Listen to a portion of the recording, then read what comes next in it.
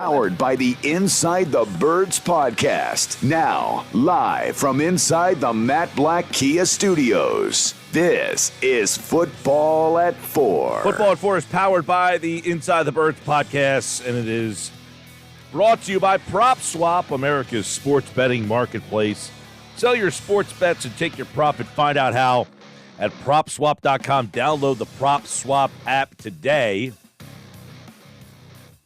Geoff Mosher from the Inside the Birds podcast is here, and we have a lot to discuss on this Friday edition of Football at 4 on the Sports Bash Live on 97.3 ESPN and the free mobile app. What's going on, Geoff Mosher? How are you, pal? I'm great. How you doing? I'm doing good, man. Excuse me, I had a little, I had something to drink right before you came on, and it kind of got caught up in there. I am looking forward to the weekend and, a little championship round of division round of the NFL. Everybody says the best weekend that there is. Looking forward to some good football here. But we got to get down to business. You guys on the Inside the Birds podcast had a lot to discuss regarding Howie Roseman and Nick Sirianni's end-of-season press conference. So let's dive into it. One, Geoff Mosher. That's the big question everyone's been asking. They both emphatically stated that Jalen Hurts will return. Does Geoff Mosher agree? To an extent, I agree. Only based on what options are probably available. I don't believe that some of those big names that at times we thought would be connected to the Eagles are really going to be available. We'll see what happens with Deshaun Watson. I mean, as we sit here today, I don't know that the legal issues are any different than they were as we sat here last year on this day. Or, well, I hadn't started yet, but pretty soon it had. So until those are really cleared up, it's hard to even associate Deshaun Watson with any franchise, let alone the Houston Texans. But as soon as they do clear up, assuming it's someday they do, I wouldn't be surprised if, in fact, I wouldn't be surprised it's kind of harmless. I'd be certain that you would see some kind of linkage between the Eagles and Deshaun Watson there because he's at the top, top 7 quarterback, so why wouldn't you? And, we'll have to see what happens with the Russell Wilson situation, but there may not be movement. He may not want to be in Philadelphia. So the point I'm trying to make is you've got a quarterback. You may have your eyes on some others that are not gettable. And then there's the draft. And as you heard Howie say, and I do believe he was being honest, is that they've got a lot of building to do with those draft picks and using them all to get, a player in this year's draft that you might not have, you might have questions on is not smart.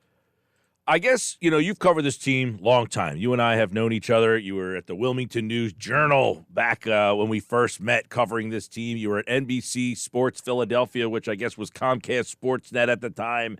And now, of course, Inside the Birds. So you have been around this team in many different avenues. So you know this team really well is my point. Geoff Mosher. Mm-hmm. Mm-hmm. I don't recall the coach and GM this emphatically supporting a quarterback who has had some gray.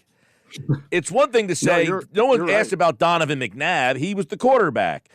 But it's, hey, is he your quarterback? Well, right now, yes, he's our guy. Like, never was it, hey, there's no secret. Heck, Geoff, they wouldn't even say he was the starter in the beginning of the season. They wouldn't even say that. So I felt it was very different for the organization to back this particular guy so much. And you hear so much about his leadership and how you wonder if he has won over the right people.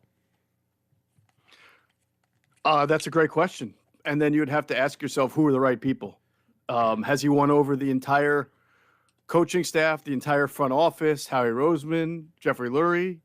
Or has he just won over, the person or people whose opinion matters most? I think that is what I look forward to kind of delving into more this offseason to figure out, this decision-making process and how it arrived at that. But you certainly make a great point. It's also, you also have to wonder, and I don't mean skeptically, just curiosity wise, what has led to this? Because as good as whether you want to say Jalen Hurts had a good season, a bad season, inconsistent, promising, you can use 1,000 different adjectives. this franchise has never really talked about a player of his at a quarterback position coming off a year that he came off of so convincingly. They always talk about dynamic offense, elite passing. It's very odd to hear Howie Roseman, be at the microphone talking about a guy who had the 27th best passer rating, I believe, that's our guy. And so that's a little bit of a change in organizational thinking if it's really true that they're just completely, pledging their allegiance to Jalen Hurts. That's contrary to what they've said in the past. Now again, if they think that Jalen Hurts will be a top 5 quarterback, that it's not. But then you would like to hear more on why you would think a guy all of a sudden is going to vault himself into top 5 quarterback position, and then how you're going to get that done. Are you building an offense next year that you think is going to be more conducive from the start to what he does best? Is it going to look like a run-heavy offense, which would counterbalance the idea of the elite passing attack, or are you expecting him to be a much better passer in a more West Coast offense? And if that's the case, then that's kind of a projection on their part, meaning that they're going to add to this roster and hope that he takes an enormous leap into that. So, I mean, there's just a whole lot that's coming out that should be surprising to an Eagles fan's ear, because it's not necessarily consistent with how the organization has spoken in the last, 5-10 years. Well, the question you asked Howie Roseman on Wednesday, which, mentioned, hey, I can't imagine it's like not having fingers on your hand. And then all of a sudden, he didn't have any fingers on his hand. It was like watching a bad, gory, mob movie. Hey, give me your pinky and start giving me information here. But you asked, are there scenarios that could arise where you've already given the commitment to Hurts pretty clearly, and that could change? What did you think of his answer that he gave you? Well, I mean, he started to answer the question and then sort of couch it by saying, well, I'm not really just talking about the quarterback position here, even though I directly asked him about the quarterback position. So I thought that was a little strange, but he kind of reiterated, Mike, what he's been saying is that they're better served using these picks and everything they've been building around a quarterback. And so, he didn't mention Jalen Hurts in that answer, I think by name, but he basically talked about the idea of building up the entire team. And obviously, if you're trying to go out and get one of these, Deshaun Watson, Russell Wilson, whatever you want types, that's going to require using a lot of picks, you would think. So we'll see. I thought Jimmy Kempski also asked a really good question along the same lines as I did. And he basically said, like, taking these 3 picks and doing something with them and only coming out with a little instead of a lot doesn't seem to help the overall team process building. But I still think he speaks in wiggle room. He said these assets can let them continue to build, but he also said that his job is to look at everything, to evaluate every position and every player, not only for right now in this moment, but so we have information when these guys become available. So there's always the little bit of wiggle room to say, hey, look, we evaluated this player became available. It wasn't as much as we thought it would cost, or we didn't really think it would be available, and bam, we got him. So we go forward with that. I'm just always going to be a little bit, I think this is fair, be a little bit skeptical of what comes out of a press conference there, just based on past things, not just Howie last year with the fingers, but Doug Peterson one day says my coaches are coming back. 2 days later, they're fired. They changed their mind a lot. It's almost like, happen. and on the coaching thing, it's almost like they told Sirianni, hey, don't give any of your coaches a 100% that they're coming back, because Sirianni didn't say, hey, we love everybody, they're all coming back. Yeah, we haven't got a chance to talk with the owner yet. Yeah, Sirianni 1, Peterson 0 as far as end-of-year press conferences. That was smart by this first thing I thought, Mike, when he said, I haven't talked to all my coaches yet, and then he said, I haven't talked to Mr. Lurie yet. And I was like, this man has learned. Either that or good job. There was a moment in the press conference, Jeff, if the people only listened to it on the radio or listened to it, I don't know that people watched it or anything, but Howie was asked about the job Sirianni did. And it's awkward when the guy's sitting next to you and you have to answer that question, but he answered the question, and then Sirianni gives him a fist bump. Hey, thanks, man. And it's like you wonder what kind of relationship that Sirianni has with Roseman and what kind of say he's going to get about how he wants to build his roster. You do. Because that was a wonder. contention with Doug was, I wish I would have had more input. I mean, he said that in a recent interview. Like, looking back, I wish I would have been more forceful. So I wonder if Sirianni has built this friendship or this whatever it is that makes you feel comfortable to say, hey, Howie, that receiver there, that's the guy I need. That one right there. And that yes. and that Sirianni and that Roseman says, that's the guy you like? All right, let's go. Let's do it. Right. So pardon me if this sounds a little cynical. It's not intended to, but to use that, what you just brought up about Doug, there are times when a head coach is, especially a young one like Nick, where you're just pretty thrilled to be one of 32 because there's just not a lot of opportunities and then not a lot of guarantees in life. So right now, Nick is in rare company. He's one of 32, and that's great. 5 or 6 years down the road, you wonder if things don't go well, if Nick says something like Doug does, which is, I loved my job, but I wish I would have ... right? So I think we have a lot to find out about the power balance, the opinions, whose matters more. I mean, we're in the honeymoon phase right now because it's Nick's first year, and honestly, it's hard to count last offseason because his head's spinning. This offseason, he's coached a year. He knows his personnel. He knows his staff. And obviously, I would assume he'd like to have a little bit more say in things, or just he'll naturally have a little bit more comfort in who he's around, and we'll see how that goes. And I think the quarterback is a big part of that. All right, let's transition over to the 807-word answer. Wide receiver. Give me your overview. Now, he's not going to come out and say my receivers suck this year, okay? That's not what he's going to say. But right. He did say that Watkins was his number 2, and that it's the best number 2 that he's been around in the NFL, or has the chance to be, and that Rager was his number 3, and he didn't essentially throw Rager out and say, he stunk, we deserve more. He said, it's a two-way street. He needs to be better, I need to be better. If you just said, listen to what he says, are these his receivers next year, it sounded like he was just okay with these guys being back. Sounds like it, but again, to your point, he's not going to sit there and throw guys under the bus. You know, the weird thing is, I'm just surprised that he identified Quez Watkins as his number 2 and Jalen Rager as his number 3. Now, the stats already told it to you because Watkins had about 300 more yards receiving than Rager did, and they played about roughly the same amount of snaps. So that just told you who the second leading wide receiver was. It was Quez Watkins. But for him to identify it that way clearly made that delineation point that, and then to say that Quez, as you said, to say Quez Watkins has the ability to be, I think he said, if not the best, one of the best number 2 receivers in this league was. He said, I think out of all the number 2 wideouts I've been around in the NFL, he can be one of the best number 2s that I've been around in the NFL because his skill set and because of his ability to make plays. Now, this guy was in San Diego before coming in, and he was around Keenan Allen and Mike Williams, I believe, unless Mike wasn't there when he was there. Maybe that's the case. I don't remember how many years. Yeah, no, it should be because this is Williams, I think, 5th year. But either way, he was around T.Y. Hilton and Mike Pittman. And, that's pretty good right there, Hilton and Pittman. But in general, I mean, you look at some of look at the team they lost to. I mean, they have Antonio Brown and Chris Godwin when they're healthy, right? The Rams have Odell Beckham, and they've got Cooper Kupp, and they've got Robert Woods when healthy.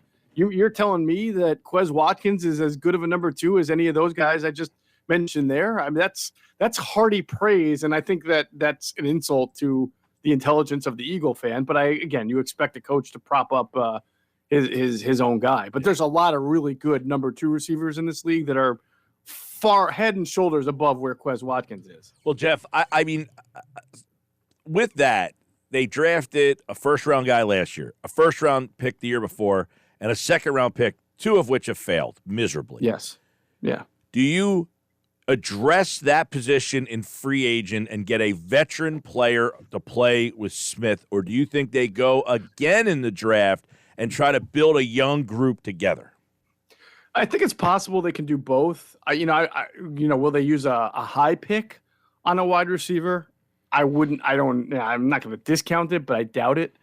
But I see them lately, kind of their philosophy, I think, is to try to throw darts, right?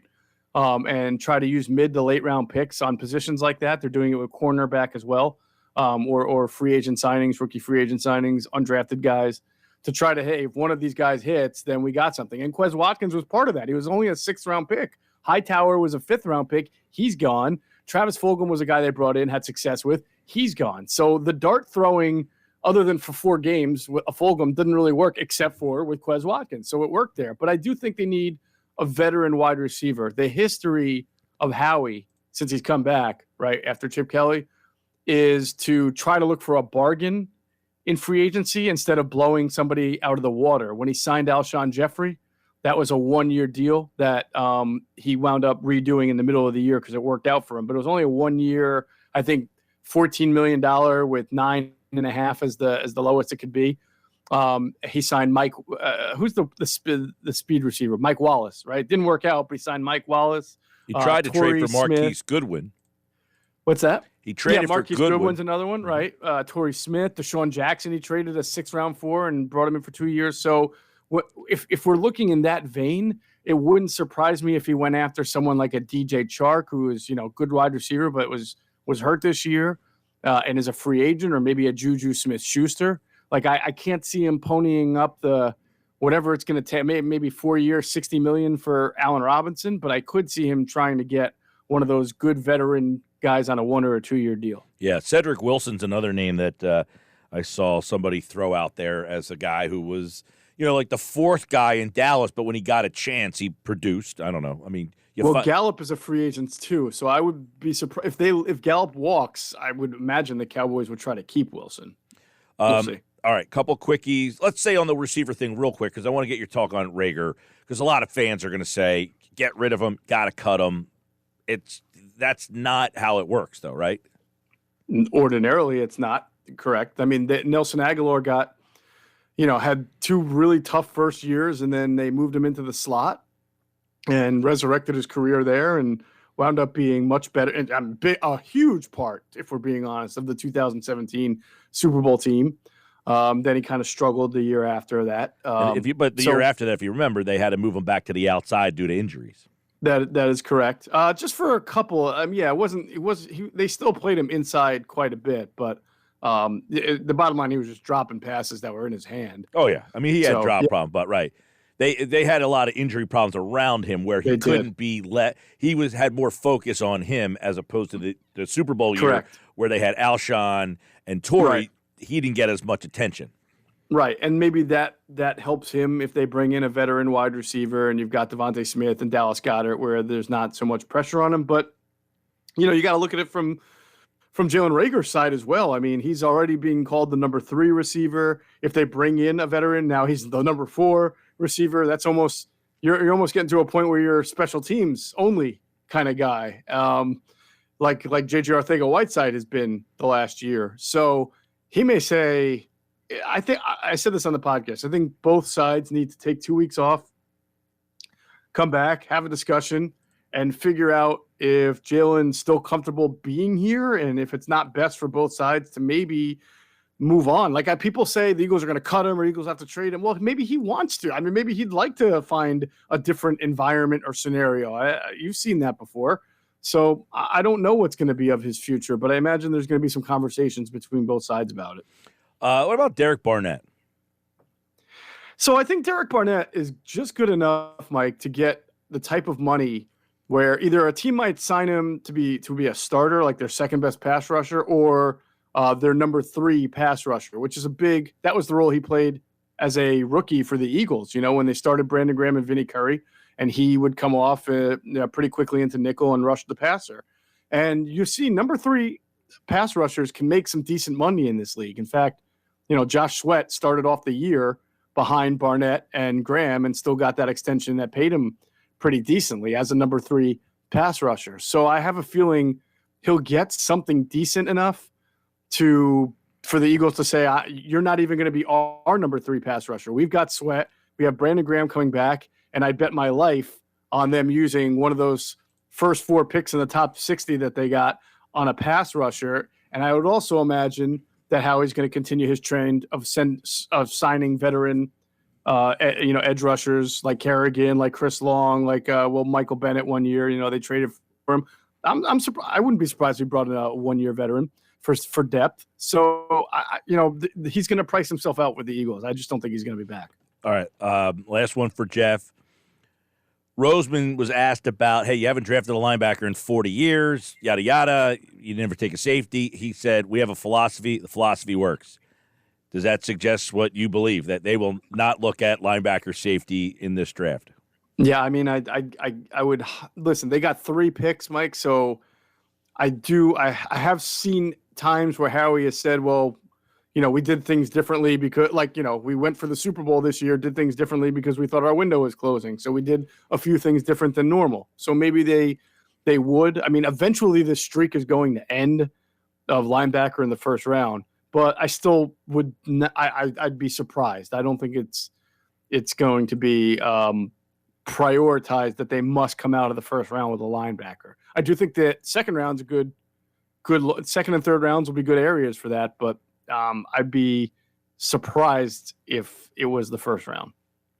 All right, Geoff Mosher, and you can check out the Inside the Birds podcast where they really break down a lot of the end-of-year press conference. We'll have plenty more on the offseason, the draft, these playoffs, and more next week during Football at 4, powered by the Inside the Birds podcast. All right, Moshe, we will talk to you on Monday, pal. All right, man. Have a great weekend. You do the same. There's Geoff Mosher, at Geoff Mosher NFL